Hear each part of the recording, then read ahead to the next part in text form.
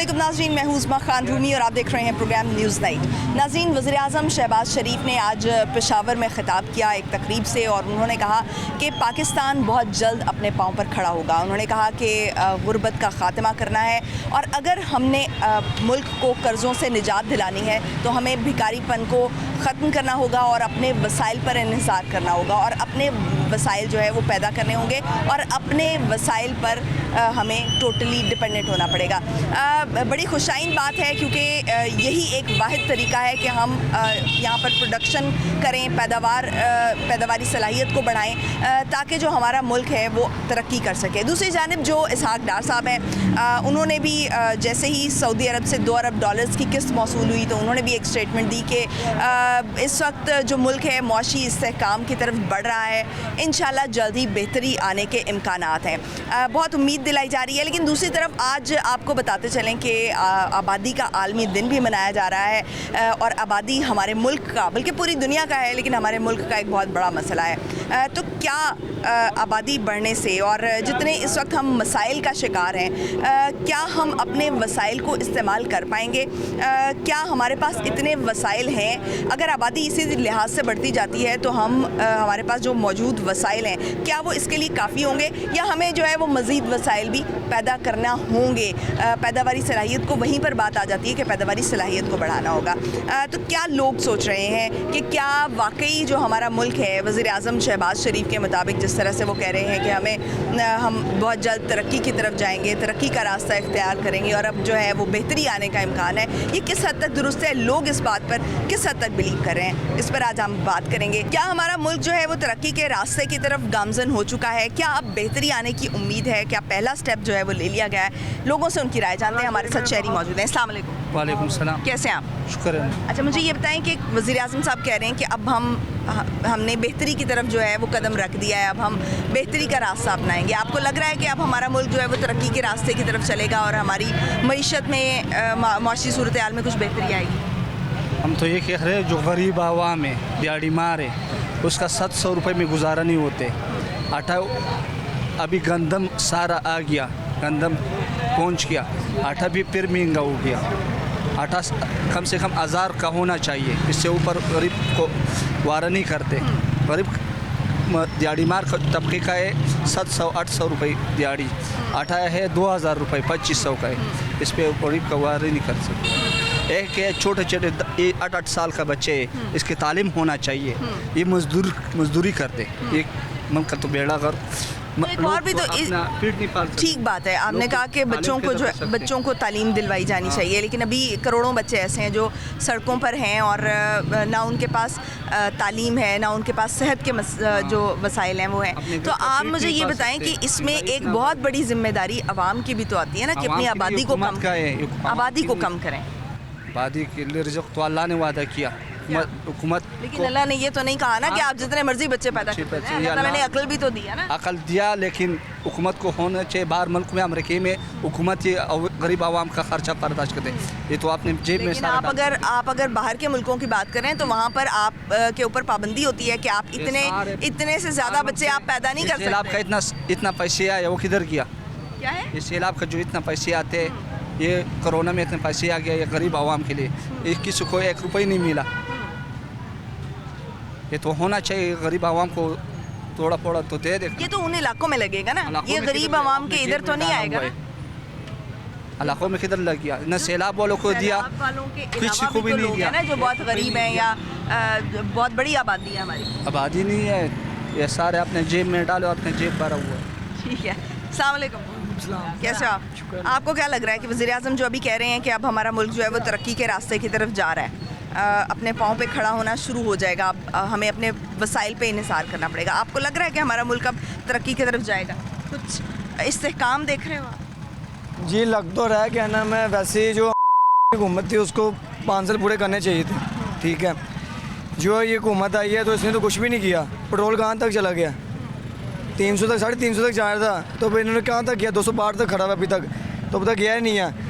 कि लोन ले जा रहे हैं, ऐसे तो नहीं मुल्क चलना। आपको नहीं लग रहा कि तरक्की नहीं चलना? मुल्क चलना ही नहीं है। एक करप्ट हुकूमत है, ये 5 साल के इलेक्शन कराए, इलेक्शन क्यों नहीं करा रहे? हुकूमत होनी चाहिए थी, 5 साल पूरे करते, उसका देखते रिकॉर्ड क्या था क्या नहीं था। अभी इलेक्शन की बहुत बात हो रही है, अभी ये नवंबर में इलेक्शन नहीं होने देने, ये करप्ट हुकूमत है, ये बाहर की हुकूमत है, यहाँ की हुकूमत नहीं है ये, ठीक है। बाहर की कैसे है, ज़रा मुझे ये बताएं। बाहर की क्या है, बाहर के बाद पैसे खाते हैं, डॉलर आते हैं, बस इन्हों को और क्या चाहिए, बस महल बना रहे बाहर, बाहर इनकी लादे बैठी हुई हर चीज़ कर रहे हैं। यहाँ बस पाकिस्तान में आके पराठों में फिरते हैं, मस्जिद में फिरते हैं, ठीक है। गरीब आपसे ऐसे ऐसे फिरे ना, ये जैसे फिर रही है वहाँ ये 1 घंटा फिरे ज़रा से, इनको लग पता जाएगा क्या क्या कैसे लोग कमाते हैं दिहाड़ी, इन्हों कोई हिसाब नहीं है। बस ये टीवी में आते हैं, बस ये कहते हैं हाँ जी ऐसे हो जाएगा, वैसे हो जाएगा, ये हो जाएगा, वो हो जाएगा, कुछ नहीं करने वाले। हुकूमत आनी चाहिए, ठीक है जी। आपको नहीं लगता कि जो है वो मुल्क जो है वो माशी सूरत हाल की तरफ माशी सूरत हाल में बेहतरी आएगी? अस्सलाम वालेकुम। वालेकुम सलाम। वज़ीर आज़म शहबाज शरीफ कह रहे हैं कि अब हम तरक्की के रास्ते की तरफ जाएंगे, अभी गुर्बत का भी खात्मा होगा, हमें अपने पाँव पे खड़ा होना होगा, हम अब इस रास्ते की तरफ चल पड़े हैं। जैसे अभी जो वज़ीर ख़जाना है हमारे इसहाक डार साहब, उन्होंने कहा है कि अभी मुल्क जो है वो बेहतरी की तरफ जा रहा है। आपको ऐसा लग रहा है? सारे चोर हैं, सारे चोर हैं हमारे लिए। मैंने आज तक, मेरा आईडी कार्ड बना हुआ है, मेरी 25 साल उम्र है, मैंने वोट नहीं डाला आज तक किसी को। हमारे लिए कुछ करेंगे तो तब ना, हमारे लिए कुछ कर ही नहीं रहे तो हम कैसे वोट डालें। सारे पैसे खा रहे हैं, जो फ़ंड मिल रहे हैं इनको गरीबों को देना है फ़ंड, वो ये खुद खा रहे हैं, तो हम किस चीज़ का इनको माने, किस चीज़ की तब्दीली इन्होंने। वोट तो आपको डालना चाहिए ना। नहीं, वोट क्यों डालें? किसी की हार जीत में अगर आप वोट नहीं डालेंगे तो इसका मतलब आपका हिस्सा नहीं है वहाँ पर। तो नहीं डालना चाहते हम हिस्सा, वोट डालना ही नहीं है हमने, कभी भी नहीं डालना वोट। आपको नहीं लगता कि वोट के ज़रिए ये लोग आते हैं? नहीं, ये सारे चोर हैं। लेकिन आपका वोट भी तो अहमियत का हामिल है ना। अहमियत रखता है, नहीं डालना नहीं है ना। अच्छा, अहमियत रखता है लेकिन डालना नहीं है वोट, ठीक है जी। अस्सलाम वालेकुम। कैसे हो आप? अल्हम्दुलिल्लाह। अच्छा, मुझे ये बताएं, आपके वज़ीर आज़म साहब कह रहे हैं कि अभी हम अब जो है इस्तेहकाम की तरफ बढ़ रहे हैं, अब हमारा मुल्क जो है वो तरक्की के रास्ते की तरफ जा रहा है। आपको ऐसा लग रहा है? नहीं, मुझे नहीं लगता तरक्की के रास्ते पे नहीं जा रहे हम। देखिए, हमारे मुल्क मसाइल का घर बन चुका हुआ है, छोटे से छोटे काम के लिए भी हमें सिफारिश की ज़रूरत पड़ती है। अब हर इलाके की, हर घर की गैस बुनियादी ज़रूरत है। मेरे घर में 2-2.5 माह से गैस नहीं आ रही, ठीक है। बिजली जब बारिश होती है तो बिजली 2.5 से 3 घंटे तक आती नहीं, कभी कभी तो सारा दिन नहीं आती। तो ये हम कैसे कह सकते हैं कि हम अच्छाई की तरफ जा रहे हैं, तरक्की की तरफ जा रहे हैं। गैस की लोड शेडिंग कितनी होती है आपके इलाके में? गैस तो आ ही नहीं रही, 2-2.5 माह से गैस आ नहीं रही। बिल्कुल नहीं आ रही? बिल्कुल नहीं आ रही, बिल पे बिल आ रहे हैं, ठीक है। इस माह गर्मी है, अभी सर्दियों की बात मैं कर रही हूँ, गर्मी है तो गर्मी में गैस नहीं आती, तो सर्दियों का क्या बनेगा? 2-2.5 माह से बिल आ रहे हैं, गैस नहीं आ रही। 600 रुपया 700 रुपया गैस, ठीक है। तो लेकिन अभी तो ये हुक्मरान जो है वो दावा कर रहे हैं कि गुर्बत का खात्मा होगा। गुर्बत का खात्मा नहीं होगा, गरीब मर जाएगा। गुर्बत का खात्मा नहीं होगा, गरीब मरेगा। हमारी तनख्वाहें उतनी है, ठीक है, लेकिन चीज़ें महंगी है, दिन ब दिन महंगी से महंगी हो रही हैं। अब मैं सर्फ लेने के लिए आया, वो 150 रुपये का मिलता था, अब ये 220 रुपये का किलो मिला है। गरीब आदमी क्या करेगा? महंगाई जो है मुसलसल बढ़ती जा रही है। अस्सलाम वालेकुम। वालेकुम। कैसे हैं आप? अल्लाह का शुक्र है, ठीक। वज़ीर आज़म साहब कह रहे हैं कि अभी बहुत जल्द गुर्बत का भी खात्मा होगा, हम अपने पाँव पर भी खड़े हो जाएंगे। आपको ऐसा लग रहा है? जी, सबसे पहले बात तो ये है ना कि जो भी हुक्मरान आए ना, वो कुछ अरसा कुछ वक्त गुजारा है, अपनी पूरी हुकूमत अक्सर हुक्मरानों ने नहीं गुजारी। वो मुल्क के मसाइल हल करने के लिए जब ज़्यादा कोशिशें शुरू कर देते हैं तो ऊपर से इलेक्शन आ जाते हैं या ऊपर से कुछ ना कुछ मसाइल आ जाते हैं। मतलब आखिरी साल में ही सोचते हैं? आखिरी साल में सोचते हैं, क्योंकि वो सारा वक्त गुजर चुका होता है, वो जमा कर रहे होते हैं, और जब आखिरी साल आ जाता है तो लगने शुरू लेकिन कर इस दफ़ा तो आखिरी साल में भी आवाम को कुछ नहीं मिला अभी तक। वो वजह यही है ना कि महंगाई ऐसे हद से बढ़ गई है, जिसकी वजह से अवाम भी परेशान है, हुक्मरान भी परेशान है। और मुल्क अगर कर्ज़ा लेने की सोचे तो कर्ज़ा पहले से इतना बढ़ गया हुआ है कि वो हद से तजावज़ कर गया। तो मगर हुकूमत अगर ये आवाम को सुकून मिलना चाहिए तो वो सबसे पहले ये है कि महंगाई को आहिस्ता आहिस्ता कम करे।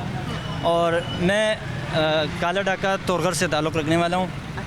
ये ज़िंदगी गुजर गई है, जितने हुक्मरान आए उन हुक्मरानों में से सबसे पहले जो वज़ीर आज़म है, जितने भी वज़ीर आज़म हैं उनमें से जो पहले वज़ीर आज़म हमारे इलाके की तरफ आए वो मियाँ शहबाज शरीफ आए। वो वाहिद हुक्मरान है, वाहिद वज़ीर आज़म है जो हमारे इलाके की तरफ आए। हमारा इलाका बहुत पसमंदगान है, बिल्कुल सड़कें छोटी छोटी सड़कें, हर वक्त हादसा होते रहते हैं, जिसकी वजह से हमारे आवाम बड़े परेशान होते हैं। ये पिछले दिनों में एक गाड़ी गिरी है जिसमें 5 अफराद जाम बहक हुए। गाड़ी ऐसे छोटी छोटी कतरे उनके हो गए, टुकड़े टुकड़े हो गए। एक वाहिद वज़ीर आज़म है मियाँ शहबाज शरीफ जो हमारे इलाके की तरफ आए और हमारे इलाके के लिए बड़े फ़ंड का ऐलान किए, अरबों रुपए का ऐलान किए। मैं उनका बड़ा मशकूर हूँ, बड़ा शुक्रगुज़ार हूँ। मैं कहता हूँ कि हुक्मरान वज़ीर-ए-आज़म बने ऐसे बने जो हर इलाके, हर सूबे, हर जगह पहुँचे, कोने-कोने हर आवाम तक की पहुँचे। कोने कोने तक पहुँचे, पाकिस्तान की सारी आवाम की तरफ पहुँचे। सिर्फ ये नहीं कि पंजाब है, कराची है, सिंध है, बलूचिस्तान है, ये रहे, बल्कि सूबा सरहद की तरफ भी देखें। सूबा सरहद भी बड़ा ज़िला है, बहुत बड़ा ज़िला है। वहाँ पे बड़े और ज़्यादातर खैबर पुख्तनख्वा के नाम से जाना जाता है और तोरगर के नाम से जाना जाता है, जो सिर्फ पठान रहते हैं वहाँ पे। तो ये वज़ीर-ए-आज़म वाहिद हुक्मरान है। यानी आपको जो है वो वज़ीर-ए-आज़म शहबाज शरीफ से उम्मीद है कि अब जो है वो तरक्की का रास्ता, तरक्की का सफ़र शुरू हो जाए। हाँ, इंशाअल्लाह ताला अगर एक बंदा रहे, उसको टिकाए रखे, तो वो कुछ ना कुछ करेगा, कुछ ना कुछ सोचेगा, आवाम के बारे में सोचेगा कि ये हमारा आवाम मेरी बारे में सोच रही है, मुझे बिठाए रखा है, तो उसको भी कुछ उम्मीद लग जाएगी। अगर आवाम को लेकिन फिर अब तो फिर वही बात ना कि इलेक्शन नज़दीक है। इलेक्शन नहीं, देखिए मैं यही तो कह रहा हूँ कि इलेक्शन ना ही हो, अच्छा, इलेक्शन आप ना कह रहे हो। हैं कि इलेक्शन ना हो। हाँ, एक बंदे को टिकाए रखे ना, तो उसको तो सोचने तो दे, उनको मौका तो दे। ऐसा तो नहीं है कोई बंदा जब कारोबार शुरू करता है तो वो 1000 दफ़ा सोचता है, और फिर एक पूरे मुल्क को चलाना, पूरे पाकिस्तान को चलाना, और उसको हर एक फ़र्द का सोचना, तो ये तो कितनी बड़ी इसके बात लिए है। हुक्मरान जो है, हुक्मरानों पे बहुत अहम जिम्मेदारी आयद हाँ, होती है। बहुत अच्छा, बड़ी लेकिन जिम्मेदारी। आज आबादी का आलमी दिन भी है चूँकि, तो मैं ये भी आप से पूछना चाहूँगी कि आपकी राय क्या है कि हमारी जो आबादी है वो बहुत ज़्यादा बढ़ रही है, तो ये भी एक बहुत बड़ा मसला है। तो आप आवाम को ये मैसेज देंगे कि हमें अपनी आबादी को जो है वो कंट्रोल करना चाहिए? सबसे पहले मैं आपसे ये कहूँगा कि आवाम अगर शादियों को रोका जाए तो फिर तो आवाम नहीं बढ़ेगी, लेकिन शादी तो होती शादी रहेगी। को ही रोक दिया जाए, ओके। तो शादी को रोकेंगे तो आवाम रोकेगी ना, बच्चे नहीं होंगे तो तब रोकेगी। ये मसला तो हल नहीं हो सकता।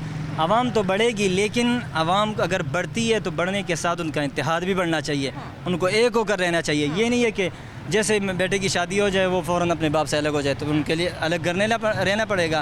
आबादी तो बढ़ेगी, लेकिन अगर हम मिलकर मुत्तहिद रहेंगे तो ये आवाम भी और आबादी भी कम रहेगी और आबादी ज़्यादा नहीं बनेगी। मुत्तहिद रहें और शादियाँ ना करें। शादी ये आपका मैसेज है। करें, शादी करे, लेकिन मुत्तहिद हो करे, माँ बाप से अलग ना हो, अच्छा। माँ बाप को ना छोड़े, बल्कि माँ बाप के साथ रहे। अगर माँ बाप के साथ रहेंगे तो मुत्तहिद भी रहेंगे, आबादी भी कम बनेगी। एक ही कुछ गुजरे हुए ज़माने में ना, एक आबादी के अंदर 5-5 फैमिलियाँ रहती थी, एक आबादी के अंदर। आजकल के ज़माने में एक आबादी के अंदर एक कोठी होती है। अब डिफेंस में जाए, एक कोठी के अंदर सिर्फ एक मियाँ बीवी रहते हैं, हालांकि इतना बड़ा महल बनाया होता है। ठीक है जी, बहुत शुक्रिया, बहुत शुक्रिया। अस्सलाम वालेकुम। वालेकुम कैसे हैं आप? शुक्र अल्लाह। आपको क्या लगता है कि अभी जो वज़ीर-ए-आज़म शहबाज शरीफ साहब कह रहे हैं कि गुर्बत का भी खात्मा होगा और पाकिस्तान जल्द अपने पाँव पर खड़ा होगा, आपको ऐसा लग रहा है? ये तो 75 साल से आवाज़ आ रही है कि गुर्बत ख़त्म हो रही, किधर ख़त्म हो रही, दिन ब दिन बढ़ ही रहे। किसने देखा किसकी हुकूमत में गुर्बत ख़त्म हो गई? 800 रुपये का आटा था, 1300 तक पहुंच गया। लोग चीखें निकाल रहे थे कि आटा महंगा हो गया। आज आटा 3000 रुपये का थोड़ा मिल रहा है, लोग चीखें निकाल रहे, आटा महंगा हो गया। चीनी देख ले 4300-4400 रुपये पे था, आज 7000 रुपये का है। घी देख ले, गरीब आदमी किधर से पकड़ो? इसमें कसूर का किसी हद तक आवाम का भी तो किसकी है। आवाम की क्या कसूर? आबादी इतनी बढ़ती जाएगी तो जो वसाइल होंगे वो हमारे कम होते जाएंगे। आबादी बढ़ती जाती है ना, तो उसके लिए हुक्मरानों को चाहिए नहीं कि कुछ ना कुछ कर लो। हुक्मरानों को नहीं ना चाहिए, आवाम को भी तो चाहिए ना। हमारी आवाम ऐसी को भी तो हमारे चाहिए। पाकिस्तान की आप देखें, आप एक जॉब करते हैं ना, आप एक जॉब करते हैं, आप लिमिटेड सी एक अमाउंट आपके महीने में आपके जेब में आती है, ठीक है। अगर आप उस जो आप कमाते हैं, आप उसके अंदर रह के आप गुजारा नहीं करेंगे या आप उसके मुताबिक अपने मसाइल पैदा नहीं करेंगे, तो तब तक जो है वो आप तरक्की का कैसे सोच सकते हैं? यानी आपने तो एक सोर्स, आपका एक सोर्स है, आपकी एक लिमिटेड तनख्वाह है। आप 10 बच्चे जो है वो आपके 10 बच्चे हैं, अगर तो वो 10 बच्चों में जब बटेगा वो वाला हिस्सा, तो वो उसका हिस्सा तो जब एक हिस्सा आएगा तो वो तो बहुत कम रह जाएगा। तो वही जो है वो एक बच्चे पर जब इन्हिसार होगा और उसकी अच्छी तालीम होगी, उसकी अच्छी तरबियत होगी, उस पर अच्छा फोकस होगा, तो वो ज़्यादा बेहतर नहीं? वो तो अल्लाह सबको दे रहे हैं रिज़्क़, कोई भी भूख से नहीं मरता है। लेकिन भूख नहीं ना, तालीम और तरबियत भी। तालीम और मेरा अल्लाह का शुक्र है, कभी मेरे इस्लाम 4 ने बच्चे- उसी तरह से मेरे बात- 4 बच्चे, अल्लाह का शुक्र है, 3 पढ़ रहे, एक छोटा है। सही है, जाओ 10वीं जमात का लड़का बिठा रहे मेरे लड़के के साथ चटनी बड़ी अच्छी बात है, बड़ी अच्छी बात है कि आप पढ़ा रहे हैं उनके उनको। खातिर ही कर रहा हूँ। सही है, मैं बोल रहा हूँ कि इससे कोई अच्छी तालीम कर ले, डॉक्टर बन जाए, इंजीनियर बन जाए, ये लेकिन हुक्मरानों को भी सोच करना चाहिए कि हमारी ज़रख़ीज़ ज़मीन है पाकिस्तान की, हर चीज़ इसमें होती है। सही है, हम बाहर से इंपोर्ट कर देते हैं, हमारे गंदम बाहर से, हमारे मुल्क में गंदम कम है, क्यों? लेकिन माफिया खड़ी हुई पीछे, हर पीछे की माफिया खड़ी हुई वैसे वज़ीर-ए-आज़म साहब कह रहे हैं कि जो हमारा जो ज़राई शोबा है ना उसको बढ़ाने की ज़रूरत है, उसकी पैदावारी सलाहियत को तो ये तो 75 साल पहले क्यों नहीं सोच रहा 10 था? साल पहले क्यों नहीं सोचा? हमेशा ही हुक्मरान आपके मुताबिक जो है ये कहते रहते हैं, लेकिन जो है वो इम्प्लीमेंट नहीं किया जाता। लोगों का ये कहना है कि जो हुक्मरान है हमेशा ऐसे दावे करते हैं, हमेशा कहते हैं कि गुर्बत का खात्मा होगा, लेकिन प्रैक्टिकली हमने अभी तक ऐसा कुछ होते हुए नहीं देखा। तो ये बातें हैं, लोगों का ये कहना है। ब्रेक पे जाएंगे नाज़रीन, ब्रेक से वापस आएंगे और मज़ीद कुछ लोगों की आराज़ शामिल करेंगे, हमारे साथ रहे।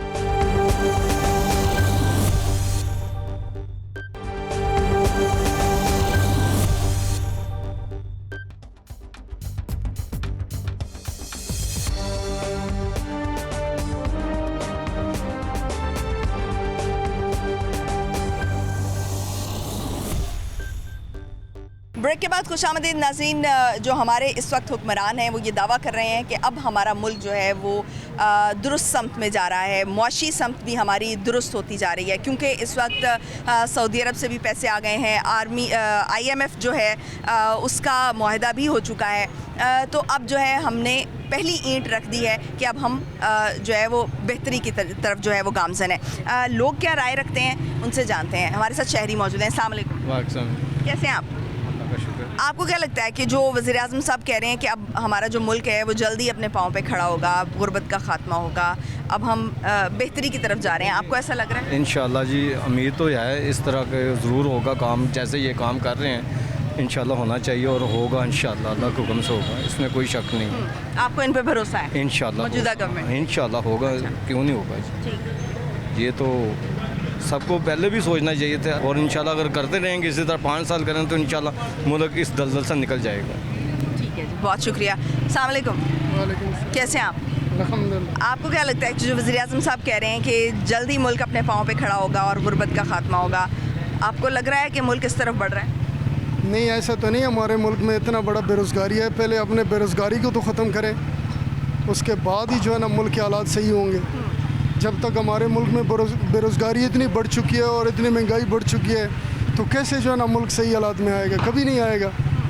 पहले अपने हालात वज़ीर-ए-आज़म तो सही करें, उसके बाद ही जो है ना अवाम तो वज़ीर-ए-आज़म से बड़े तंग है, ख़ास करके महंगाई और गुर्बत की वजह से। अपने हालात ठीक करने की बात कर रहे हैं वो? जी, पहले अपना हालात वो सही करें, ठीक है ना, फिर आवाम का सोचे। फिर आवाम का सोचे। अच्छा, पहले अपने हालात का क्या मतलब है आपका? अपना हालात ये है कि इनकी आपस में जो कमिटमेंट है वो नहीं मिलती है, आपस में एक दूसरे के लिए जो है ना वो यानी वो मुतज़ाद अल्फाज में बोलते हैं, आपस में इनकी जो है ना वो राय एक जैसे नहीं है, तो ये फिर आवाम के लिए कैसे सोचेंगे? आपके ख्याल में जो सियासतदान हैं उनको आपस में मिल बैठ के आवाम का सोचना है? हाँ जी, इसी तरह पहले अपने आप को सही करें, उसके बाद फिर आवाम को जो है ना आवाम की तरफ जो है ना, पहले तो इनसे हम खुश नहीं है। लेकिन जब ये इत्तेहाद कर लेते हैं तब भी तो हम इनको तनकीद का निशाना बनाते हैं। अभी जैसे 13 जमातें इकट्ठी हुई हैं और जो मुल्क में बेहतरी लाने का सोच रही हैं, ठीक है, 13 जमातें जब इकट्ठी हैं तब भी हम उनको तनकीद का निशाना बनाते हैं कि वो इकट्ठी क्यों हो गई हैं। देखो, अभी इतना अरसा हो गया है, 1 साल से ज़्यादा अरसा हो गया है, महंगाई यानी कम नहीं हो रहा है, ज़्यादा हो रहा है, ठीक है ना। तो आवाम तो तब खुश होंगे जब आवाम को कोई रिलीफ मिलेगा। जब रिलीफ ही नहीं है, एक किस्म की इतनी वो आवाम को परेशानी है, तो वो कैसे जो है ना वो जा कर के हम इससे खुश हो जाएंगे? कभी नहीं हो सकता। ठीक हो गया जी, बहुत शुक्रिया। अस्सलाम वालेकुम। वालेकुम सलाम। कैसी हैं आप? जी बस शॉपिंग करने आई हैं? जी, इतनी महंगाई है, क्या करें, ना गैस आता है ना बिल, इतने भेज देते हैं। हम क्या कर सकते हैं, गरीब बंदा क्या करे, एक कमाने वाला घर में एक और ज़्यादातर के परेशानियाँ ही ज़्यादा है। तो ये कि महंगाई को कम किया जाए और आवाम को तहफ़्फ़ुज़ देना चाहिए, मगर वो लोग सोचते ही नहीं है, बस महंगाई पे महंगाई कर ही जा रहे हैं। तो बिल हमारा घर में कुछ भी नहीं, सिर्फ एक फ्रिज चलती है, एक लाइट चलती है, तो उसके साथ पंखा चलता है, तो हमारे 23,000 बिल आ गया, 31,000। तो कैसे हम अफोर्ड करेंगे? जब कम करवाने जाए हम कम नहीं करेंगे, भी हमारे पास नहीं है जी, जो आप जाएं इसको पूरा तारें, तो कहाँ से तारें? किस्तें हो जाती हैं, कम नहीं होते। हाँ जी, यही होता है। तो देखें, किस्तें भी नहीं होती। अब तो किस्तें भी नहीं होती हैं। और दूसरी बात ये है कि नहीं करते, बहुत ज़्यादा परेशान हैं। ये जो लोग आके मुसल्लत हुए हुए हम लोगों के ऊपर, इन लोगों को ज़रा सी भी सेंस नहीं है। अगर ये इतने ही लायक होते तो मेरा ख्याल है कि हम लोग इस वक्त ना बड़े स्टेबल मुल्कों में शामिल होते, क्योंकि 25-30 साल से ये लोग ऑलरेडी कर चुके हैं वर्किंग। एक नया बंदा आया था, उसने भी बड़ी कमिटमेंट की, लेकिन वो भी कुछ नहीं कर सका। उसकी रीज़न थी कि हमारा सिस्टम इतना ज़्यादा करप्ट हो चुका हुआ है कि किसी सही चीज़ को, पॉजिटिव चीज़ को जो है ना वो चलने नहीं देता। अभी जो वज़ीर-ए-आज़म साहब हैं वो कह रहे हैं कि चूंकि अब पैसे आना भी शुरू हो गए हैं दूसरे मुल्कों से भी, IMF के साथ भी कुछ मामला सेटल होना शुरू हो गए हैं, तो आपको लग रहा है कि जो अब थोड़ा सा बेहतरी की तरफ जाएंगे? क्योंकि अभी इसहाक डार साहब भी कह रहे हैं कि अब जो है वो बेहतरी की तरफ गामजन होगा मुल्क, मईशत में बेहतरी आएगी। देखिए, मईशत में बेहतरी तब तक नहीं आ सकती जब तक हमारे पास इनकम हमारी बढ़ नहीं जाती। हाँ। अगर हमारे पास इनकम नहीं होगी, लेट्स से ये जो दुकानदार हजरात हैं, सेम इन्हीं की तरह हमारे मुल्क की एग्जांपल है कि अगर इनके पास इनकम, इनकी सेल नहीं होगी, ये रेंट कहाँ से देंगे, ये अपने घर का खर्चा कैसे चलाएंगे? हमारे मुल्क के साथ भी ऐसी है, हमारे पास इनकम है नहीं, कर्ज लेके हम अपना मुल्क चला रहे हैं, अपना चूल्हा चला रहे हैं। अच्छा, ये बात ठीक है आपकी, और आप ये वसाइल, जितने वसाइल होंगे उतना ही जो है वो हमारा मुल्क तरक्की करेगा। तो ये वसाइल पैदा किस तरह से किए जा सकते हैं, क्या आप हुकूमत को सजेस्ट करेंगे? उसके लिए बेहतरीन तरीका है, जो हमारे सोर्सेज हैं, लेट्स से हमारा PIA है, रेलवे है, स्टील मिल है, ये सफ़ेद आती हैं, इनको सबसे पहले ख़त्म किया जाए, ऑब्वियसली प्राइवेटाइज़ किया जाए, इनसे रेवेन्यू जनरेट किया जाए, वो मुल्क में इंजेक्ट किया जाए, और कहीं ना कहीं किसी ना किसी जगह पे ऐसी जगह पे सोर्स बनाया जाए जहाँ से आपकी इनकम स्टार्ट हो। जो ये लोग हमसे पैसा ले जाते हैं, हम जो टैक्स पे कर रहे हैं, PIA वाले जो हैं उनको हम दे देते हैं सैलरियाँ, स्टील मिल बंद पड़ी हुई उनके एम्प्लॉइज़ को सैलरीज दे रहे हैं। उसके बाद जो लोग रिटायर हो चुके हुए हैं उनका कोई मैकेनिज़्म ऐसा बनाया जाए कि जो हम उनको पेंशन दे रहे हैं वो तो फ्री की, हम हमारे पे लोड है ना, हमारी ही पॉकेट से निकाल के हम उनको दे रहे हैं, वो कर देते हैं। तो लिहाजा उन लोगों का भी कोई ऐसा सिस्टम बनाया जाए कि उनकी इनकम, जो उनका पैसा है, कहीं इन्वेस्ट किया जाए, वहाँ से जो मार्जिन आए वो उनको पे किया जाए। जो रेवेन्यू है आपका, जो कैपिटल अमाउंट है, उसमें से अगर आप निकाल के खर्च करेंगे तो एक दिन बात ये है ना कि वो पेंशन भी उनकी तनख्वाहों में से, जब वो ऑन जॉब होते हैं तो उनकी तनख्वाहों में से कटती है। जी, प्रोविडेंट फंड कटता है, पेंशन नहीं कटती उसमें से, प्रोविडेंट फंड कटता है। प्रोविडेंट फंड हम उन्हें दे चुके हुए हैं, जब वो रिटायर हुए हैं उन्होंने हमसे पैसा ले लिया हुआ है, उसके बाद ये इन्हें हम एक्स्ट्रा बेनिफिट दे रहे हैं, जबकि वो उनका कोई कलीदी जो है ना वो रोल हमारे मुल्क में, माशियत में, इवन के माशरे में भी नहीं है। सिस्टमाइज करना चाहिए, सिस्टमाइज किया जाए ताकि हमारा गला खाली ना हो। हम लोगों से पैसा ले लेकर जब तक यूज़ करते रहेंगे, हम लोग इसी तरह जलील ख्वार होते रहेंगे, और कोई वे नहीं है। बहुत शुक्रिया जी। वज़ीर-ए-आज़म साहब ने भी यही कहा है कि हमें जो है वो भिखारीपन को ख़त्म करना होगा, हमें जो कर्ज़े लेना है वो बंद करने होंगे, और इसके लिए हमें अपने वसाइल पर इन्हिसार करना होगा, अपने वसाइल की तरफ देखना होगा, अपने वसाइल बढ़ाना होंगे। ब्रेक पे जाएंगे नाज़रीन, ब्रेक से वापस आएंगे और मज़ीद कुछ लोगों की आरा शामिल करेंगे, हमारे साथ रहिए।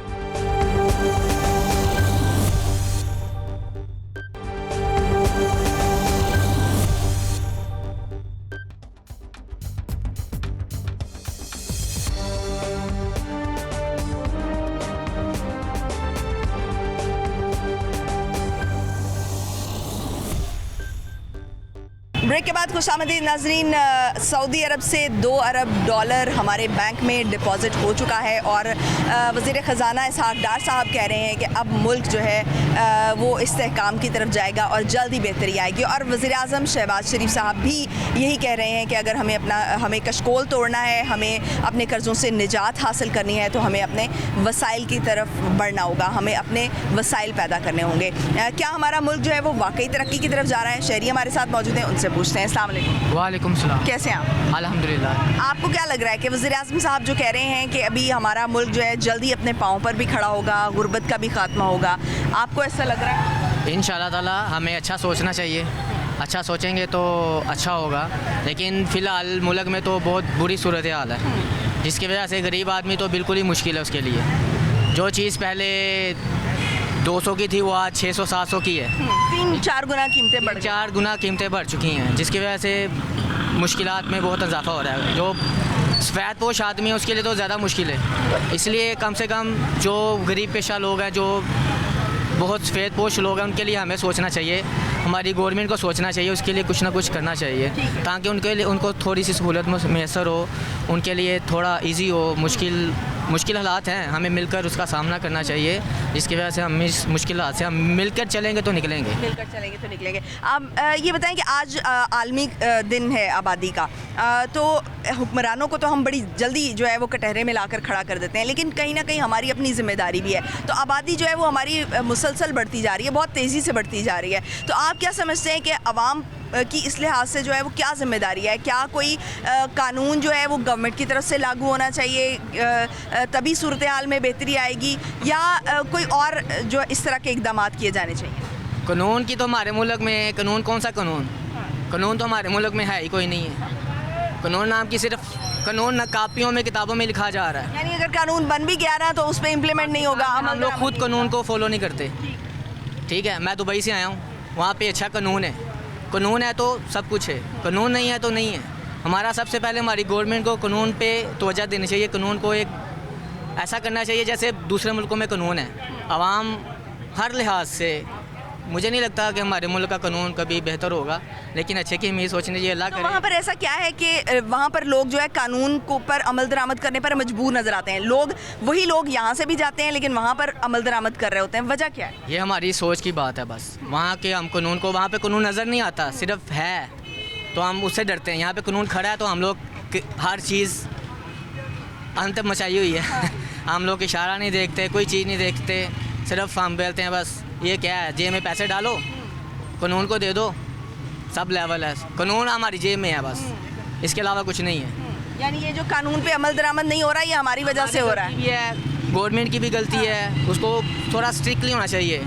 जो काली भेड़े इसमें हैं उनको सामने लगा, उनको फारिग करना चाहिए। अच्छे पढ़े लिखे आदमी आएंगे तो कानून, हमारा मुल्क भी तरक्की करेगा। कानून भी सबसे पहले हमारा कानून अच्छा होगा तो हमारा मुल्क खुद ही आगे बढ़ेगा। यानी जो हुक्मरान है उनको खुद भी कानून पे अमल दरामद करना होगा और उसके बाद जो है वो लोगों पर भी इम्प्लीमेंट करना होगा। खुद अमल दरामद करेंगे तो आवाम पर भी इम्प्लीमेंट करा सकेंगे। हमारी गवर्नमेंट ही माशाल्लाह देख लें आप कैसी है, कहाँ पे चल रहे हैं, क्या कर रहे हैं, क्या नहीं कर रहे, किसी को भी समझ नहीं आ रही गवर्नमेंट चला कौन रहा है। ठीक, लेकिन आपको बेहतरी नज़र आ रही है, आपको लग रहा है कि जो है वो इंशाल्लाह अच्छे की उम्मीद रखनी चाहिए और हमारा मुल्क जो है वो बेहतरी की तरफ ज़रूर जाएगा। आइए मज़ीद कुछ लोगों से बात करें। अस्सलाम वालेकुम। वालेकुम अस्सलाम। कैसे हैं आप? अल्हम्दुलिल्लाह। आप यहाँ पे विजिट करने आए हैं, शॉपिंग करने आए हैं? शॉपिंग करने हैं। शॉपिंग करने आए हैं, क्या शॉपिंग करने आए हैं? कुछ कपड़े वगैरह लेने हैं, कुछ चीज़ें वगैरह लेनी है घर के लिए। अच्छा, आप मुझे ये बताएं कि अभी वज़ीर-ए-आज़म साहब कह रहे हैं कि हमारा मुल्क जल्द अपने पाँव पे खड़ा होगा, गुर्बत का खात्मा होगा, भिखारीपन का भी खात्मा हो जाएगा। आपको ऐसा लग रहा है कि हमने या मौजूदा गवर्नमेंट जो है उसने ये ईंट रख दी है, ये बुनियाद रख दी है कि अब हमारा मुल्क जो है वो सही समत में ही जाएगा? जी देखिए, मेरे जहाँ तक ख्याल है बिल्कुल मियाँ साहब ने ईंट तो रख दी है, क्योंकि जो पिछली गवर्नमेंट थी तरीके इंसाफ की, उसने जो कुछ हमारा हाल कर दिया था, कारोबार बंद कर दिए थे। हम लोग तो कपड़े ख़रीद भी नहीं सकते थे, यहाँ से आके जो रेट हो गए थे, सब कुछ बुरा हाल था। कम से कम मियाँ साहब के आने से हम कुछ ना कुछ ख़रीदने जोगे तो हो गए।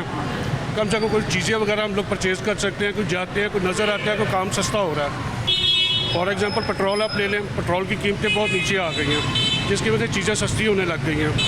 तो मेरा जहाँ तक ख्याल है ये जो ईंट नहीं रखी गई, एक किस्म की दीवार बनना स्टार्ट हो गई है और इंशाअल्लाह ताला अगर यही हालात रहे तो मुल्क जल्दी तरक्की करेगा। लेकिन लोग तो इस वक्त जो है महंगाई का रोना रो रहे हैं। वो कह रहे हैं कि पिछले एक साल से जितनी महंगाई हुई है उतनी कभी भी नहीं हुई है। तो आप उनको मतलब उनकी बात, इस बात को कैसे डिनाई कर सकते हैं, क्योंकि महंगाई तो मुसलसल हो रही है, हर महीने के हिसाब से जो है वो चीज़ों की कीमतें बढ़ रही हैं। पेट्रोल कम होने से ओवरऑल चीज़ें तो सस्ती नहीं हो जाती। जी बिल्कुल, आप ठीक कह रही हैं। लोगों का, हर बंदे की एक अपनी सोच है। जब पिछली गवर्नमेंट गई थी, जो से वो मुआहदे करके गई थी IMF के साथ, यही वो गवर्नमेंट कहती थी हम IMF के पास जाने से बेहतर हम खुदकुशी कर लेंगे। फिर जिस किस्म के उन्होंने मुआहदे किए हैं, मुआहदे करके जब उनको पता चला उनकी गवर्नमेंट ख़त्म हो रही है, जो वो मुआहदे करके चले गए, अगर मियाँ साहब मुआहदे पूरे ना करते तो हम ब्लैक लिस्ट तो वैसे ही हो गए हुए थे। हमारी दुनिया में क्या इज्जत रही नहीं कि हम वादे पूरे नहीं करते। मियाँ साहब ने वो वादे भी पूरे किए और उन वादों को पूरा करने के बाद जिस तरह मुल्क को लेके चले हैं, वो अब मेरे ख्याल से हर बंदे की इतनी अक्ल होनी चाहिए कि मुल्क अब जिस तरफ चलना शुरू हो गया, थोड़ा सा टाइम इसको और दे दिया जाए तो इंशाअल्लाह ताला अच्छी जगह पे हम लोग पहुंच सकते हैं। यानी आपको लगता है कि अभी हमारा जो इंटरनेशनल इमेज है, जो ख़राबी की तरफ जा रहा था, वो अब थोड़ा सा बेहतरी की तरफ आ रहा है? मैं आपको खुद पता है, हम ग्रे लिस्ट में आ चुके थे, कहाँ हम ब्लैक लिस्ट में तब जाना शुरू हो गए हुए थे, ज़ेर मुबादला ख़त्म हो चुके हुए थे। कम से कम अब थोड़ी इम्प्रूवमेंट तो आना शुरू हुई है, लेकिन हर काम को वक्त लगता है। अब ये ना कहें कि एक दम को अल्लाह दिन का चराग और वो किस काम सीधा कर दे, हर काम को वक्त लगता है। जो बेरा गर्क पिछली गवर्नमेंट करके गई है, सबको पता है, जो झूठे वादे, झूठी चीज़ें, एक चीज़ भी उसने पूरी नहीं की। तो मियाँ साहब को टाइम तो लगेगा। जो उनके साथ हुआ है, मैं तो कहता हूँ इतनी सख्त अपोजिशन के बावजूद मियाँ साहब ने अपनी रिकवरी किया, मुल्क को सीधे रास्ते पे ले आए, यही उनकी कामयाबी है। गवर्नमेंट्स को तो हम बड़ी दफ़ा मुर्दे इल्ज़ाम ठहराते हैं, उनको हम हर चीज़ का ज़िम्मेदार ठहरा देते हैं, लेकिन आवाम की भी जो है वो कहीं ना कहीं ज़िम्मेदारी आयद होती है। आज आबादी का आलमी दिन भी है चूँकि, तो क्या आप समझते हैं कि क्या गवर्नमेंट की तरफ से इक़दाम किए जाने चाहिए और क्या आवाम को अडॉप्ट करना चाहिए इस? लेकिन सबसे पहले आवाम को समझाने के लिए हमें गुर्बत तो एक अपनी मिसाल है, अपनी जगह पे है, लेकिन हमें पढ़ा लिखा आवाम को चाहिए। हमें चाहिए, गवर्नमेंट को चाहिए कि अपने स्कूल्स कॉलेजेस में ज़्यादा इजाफा करें, जो सरकारी स्कूल्स ख़राब हो चुके हुए हैं उनको ठीक करें ताकि अवाम में शऊर पैदा हो। ये अब जो पढ़ी लिखी अवाम है, मैं तो उनके बारे में भी ये नहीं कह सकता क्योंकि वो अब सोशल मीडिया में आके जो झूठ है जो सच है वो देखते नहीं है, बस कमेंट्स कर देते हैं। तो बराए मेहरबानी थोड़ा सा अपनी अक्ल को खोलें, जो हकीकत है उसको देखें। किसी के पीछे लग के अपने मुल्क को बर्बाद करने की ज़रूरत नहीं है। सोशल मीडिया पे आपने देखा और क्या अपने हमले कर दिया, हमारा मुल्क तबाह बर्बाद कर दिया, ये सोशल मीडिया के ऊपर हुआ। झूठे वादे झूठे नारों के ऊपर चल रहे हैं तो मुल्क बर्बाद हो रहा है।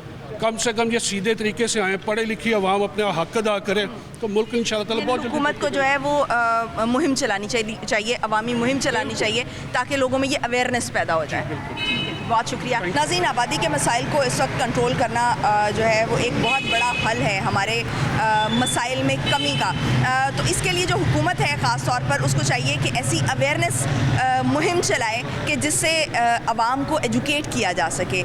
इस हवाले से जो जो प्रॉब्लम्स दरपेश हैं अवाम को आगाही दिलाई जा सके। आज के लिए इतना ही, मुझे दीजिए इजाज़त। पाकिस्तान की हमेशा पाइंदगी की दुआ के साथ अल्लाह हाफ़िज़।